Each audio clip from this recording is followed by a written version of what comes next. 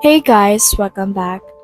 In this video, I'll teach you how to add tracking number on eBay. If you want to know how it's done in this video, it's for you. So as you have seen, I am logged into my actual eBay account. Now in here, I can see everything. So in here, I can see the sell. So click on sell right here. And then from in here, you should be able to see the selling part of eBay. What you can do is you can scroll down, and from in here, you should be able to see the items that you have actually listed.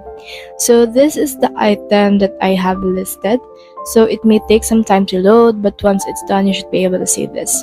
So you can put in your item specifics, recommended, photos, description, pricing, postage right here. Make sure that you have filled up this postage. You can add in here a shipping service that you want. So for example, for here, you can choose a shipping services, for example, local courier. And in this courier right here, you can add in here a buyer pays flat shipping.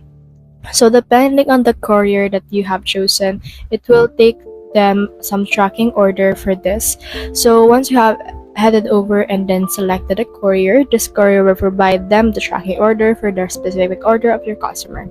So that's the whole process. If you have any questions, comment them down below and we'll try our best to answer. Thanks.